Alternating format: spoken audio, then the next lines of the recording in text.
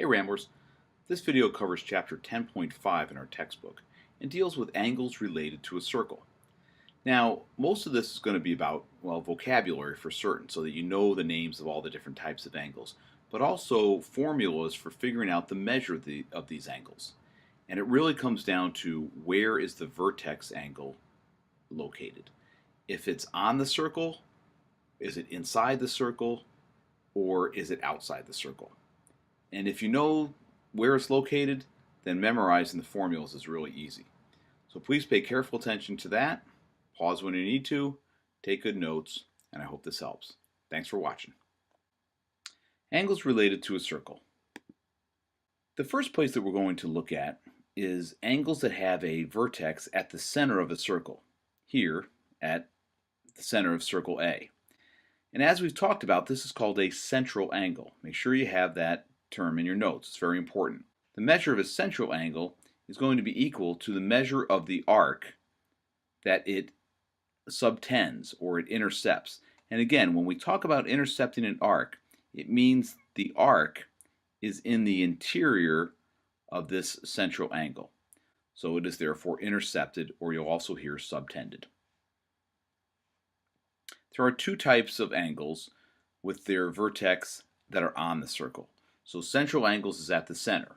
Well, inscribed angles will have their center on the circle, and we've talked about those already. Well, there's also tangent chord angles, whose vertex is also on the circle. As we've learned before, inscribed angles have a measure that is 1/2 the intercepted arc. So if the arc is 70 degrees, then the measure of the angle will be 35.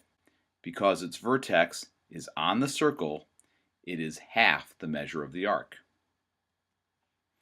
Tangent chord angles also have their vertex on the circle, and their measure is 1/2 of the intercepted arc. Tangent chord angles are made up of a tangent, which you recall is a line or segment that intercepts a circle at one place, and it's made up of a chord, hence the name tangent chord.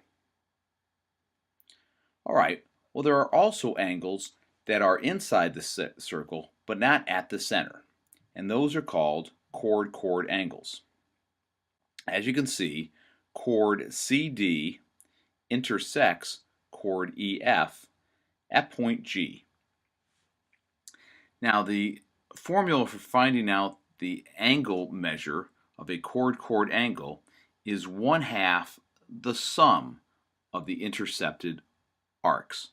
So the measure of angle CGE would be 1/2 CE plus FD. To find the measure of angle CGF, it would be 1/2 CF plus the measure of arc ED. What do we have for angles with vertices outside the circle? Well, there's three different types. There is the secant-secant angle, the secant-tangent angle, and the tangent-tangent angle. Let's take a look at all three. A secant-secant angle is made up of two secants. You'll recall from the previous video that a secant is a segment that intercepts a circle in two places. So a secant-secant angle here at C will be made up of secant CG and secant CI.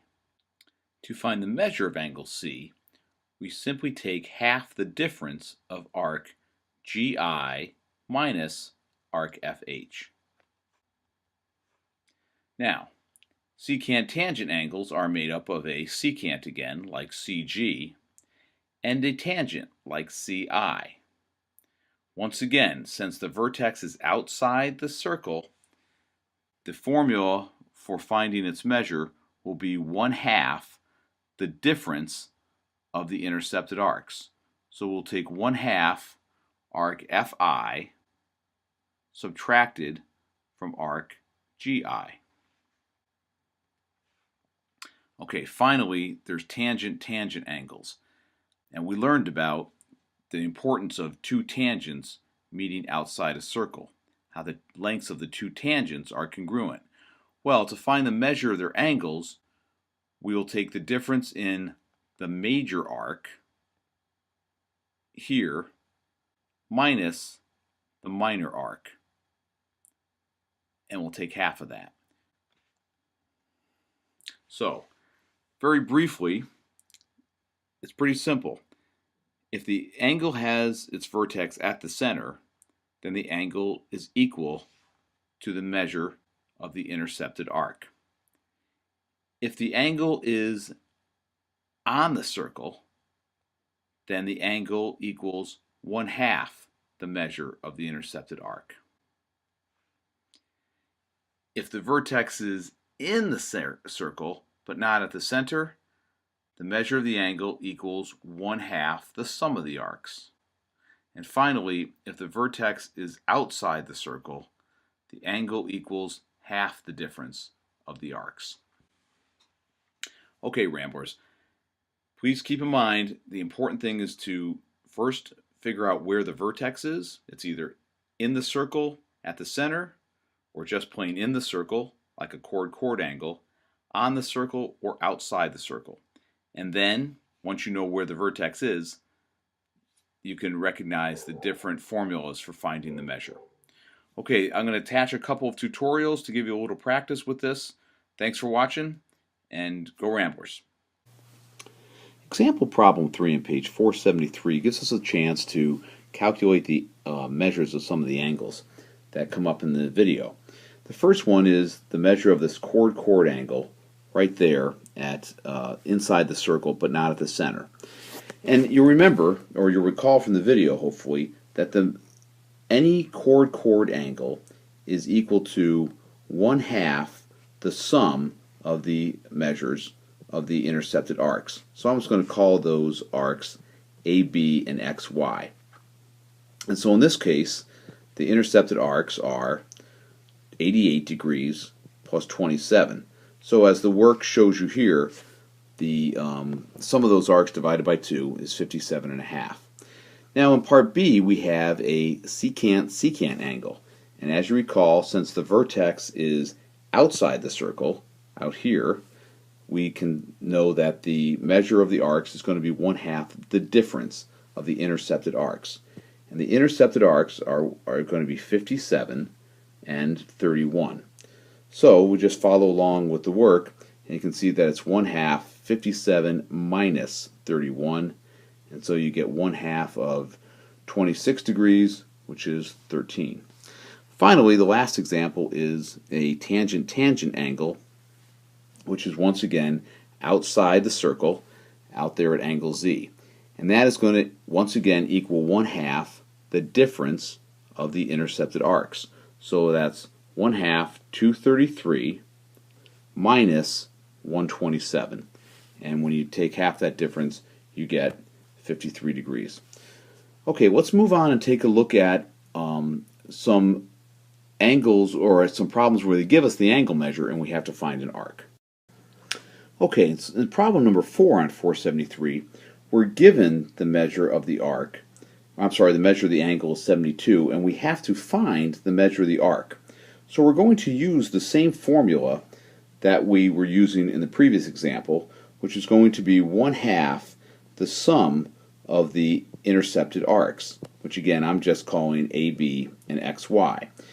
But since we know the angle, we set the sum of the arcs, or sum of half the sum of the arcs, equal to the angle measure, which we know, 72. And it's the measure of the arc, or y, that we don't know. And so we just solve it by multiplying both sides by 2 and solving for y.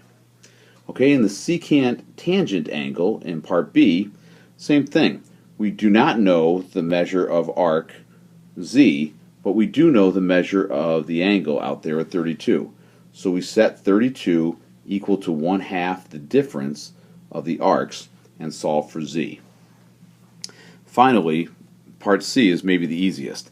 It's just an inscribed angle, and we know that 65 is going to be 1/2 the measure of angle A, and that's exactly what they set up for us. That 1/2 the intercepted arc, A, equals 65 degrees, and they solve. Okay, Ramblers, we have lots of practice in this section to work on these, so good luck.